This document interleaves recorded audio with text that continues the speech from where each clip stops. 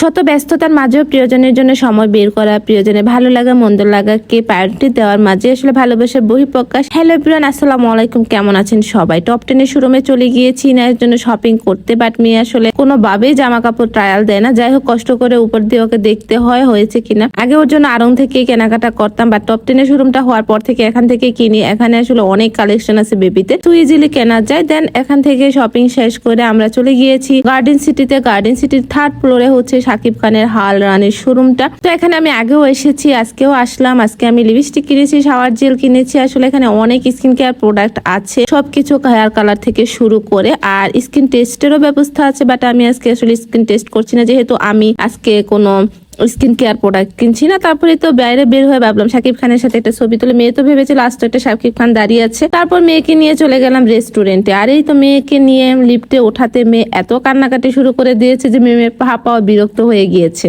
ও আসলে কোনোভাবে লিফটে উঠতে চায় না, যে জন্য দেখা যায় যে সিলেট গিয়ে 8 তলাতে হচ্ছে ওর পাপার ওকে নিয়ে সিঁড়ি বেয়ে উঠতে হয়েছে। বাট ওকে তো অভ্যাস করাতে হবে। তো ও আসলে কি জন্য উঠে না বা কেন ভয় পায় বুঝতেছি না যে কিভাবে এটা অভ্যাস করাবো। আমরা গিয়েছিলাম আসলে ভোজন কোম্পানি রেস্টুরেন্ট, আর এটাতে আগে কখনোই যাইনি, এবারই ফার্স্ট টাইম গিয়েছি। ভিতরে ঢুকে দেখলাম এটা প্রায় ক্লোজ হয়ে যাওয়ার অবস্থা, 10টার সময় নাকি এটা ক্লোজ হয়ে যায়। যাই হোক, কয়েকজন মানুষ ছিল, আমরাও ঢুকেছি। আর ইনা এখানে ভিতরে গিয়ে অনেক খুশি হয়ে গিয়েছে, কেন জানি ও রেস্টুরেন্টে গেলে এখন অনেক খুশি হয়, কিছু না খেলেও খুশি হয়। আসলে বাবা মায়ের সাথে যেতে যেতে মনে হয় ওরও এখানে গেলে ভালো লাগে। তারপর আমরা আসলে খাবার দাবার অর্ডার দিয়েছিলাম, খুব পরিশ্রম করে অনেক কিছু খাবার সিলেক্ট করলাম। এখানে দোসা থেকে শুরু করে ইন্ডিয়ান অনেক আইটেম পাওয়া যায়। বাট সিলেক্ট করার পরে এত কষ্ট করার পর শুনতে পেলাম যে এখানে আসলে যেহেতু ক্লোজের সময় হয়ে গেছে, এই জন্য হচ্ছে সব আইটেম পাওয়া যাবে না, জাস্ট বার্গার পাওয়া যাবে, ফ্রেঞ্চ ফ্রাই আর কোনো শেক টেক পাওয়া যাবে। মনটা খারাপ হয়ে গিয়েছে, নেক্সট টাইম গেলে আবার যেতে হবে এখানে ইন্ডিয়ান আইটেম খাওয়ার জন্য।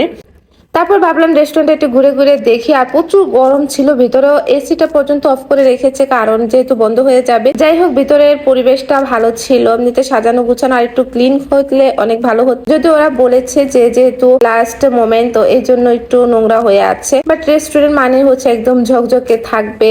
আর এখানে রুলস হচ্ছে আগে পেমেন্টটা করতে হয়, তারপর হচ্ছে খাবার দাবার। এটা আমাদের ফ্রেঞ্চ ফ্রাই চলে এসেছে। ফ্রেঞ্চ ফ্রাইটা খুব ভালো ছিল। আসলে ফ্রেঞ্চ ফ্রাই আমার নর্মালি সব জায়গাটা একই রকম থাকে, শুধু যেটা চাইনিজে খেয়েছিলাম ওটা অন্যরকম ছিল। তারপর এখানে দেখলাম একটা টেলিফোন বুথ। আসলে ছোট্টবেলায় বাংলা মুভিতে দেখতাম নায়ক নায়িকা কোনো কারণে দৌড়ে গিয়ে এখান থেকে ফোন করতো কোনো দরকার পড়লে, বাট বাস্তবে তো কখনো দেখা হয়নি। আজকে দেখলাম যে রেস্টুরেন্ট এটা বানিয়ে রেখেছে একটা শো হিসেবে। যাই হোক, এটাতে একটু ঢুকেছিলাম, ঢুকে একটু রং রং করে মনে হচ্ছিল যে টেলিফোনে কথা বলছে।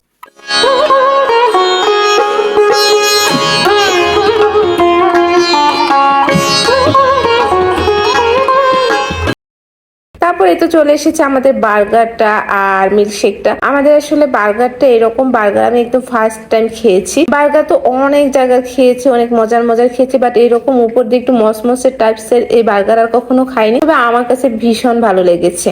আর ইনাকেও বললাম ফ্রেঞ্চ ফ্রাই খাইতে, মেয়ে ফ্রেঞ্চ ফ্রাই খাচ্ছিল আর আমি হচ্ছে বার্গারটা ট্রাই করছিলাম। বাট আমার কাছে এত ভালো লেগেছে যেটা বলার মতো না। নেক্সট টাইম আমার আবার যেতে হবে এখানে, কারণ এই রেস্টুরেন্টে খাবার দাবার অনেক ভালো। আমরা একটা ওয়াফেল অর্ডার দিয়েছি, বাট এত শক্ত ছিল যে আমার কাছে খেতে একদমই ভালো লাগেনি। আরো তো খেয়েছি অন্য জায়গায়, এত শক্ত থাকে না, বাট এটা একদম চামচ দিয়ে ভাঙা যাচ্ছিল না, এইরকম একটা অবস্থা। যাই হোক, আমার কেন মনে হয়েছে যে এটা টাকাটা একদম জলে দিয়েছি, খেতেও ভালো লাগেনি।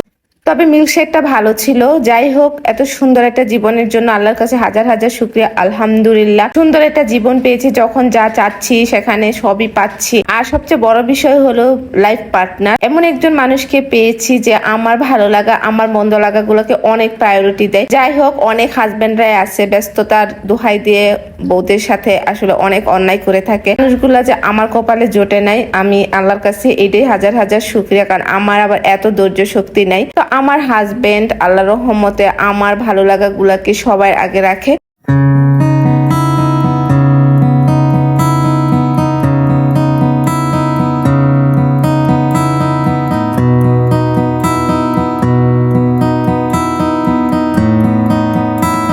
তো এই তো ফেনী শহর, রাতে আমরা বাসায় চলে যাচ্ছি। ফেনী শহরটা মোটামুটি সুন্দর, মানে রাতের ভিউটা। যেহেতু আমরা হচ্ছে ছুটির দিনে বের হতে পারি না, কারণ ফ্রাইডেতে অফ থাকে, দেখা যায় যে অন্য দিনে বের হতে হয়, আর সেটা রাতেই বের হতে হয় যেহেতু হাজবেন্ডের অফিস থাকে। সো এই ফেনীর রাতের শহরটা আমার কাছে দেখতে ভীষণ ভালো লাগে, খুব মিস করব যখন ফেনী থেকে চলে যাব। তো এই ভিডিওটা এই পর্যন্ত। যদি আমার পেজটা ভালো লেগে থাকে ফলো দিবেন আর আমাদের জন্য দোয়া করবেন। আল্লাহ হাফেজ।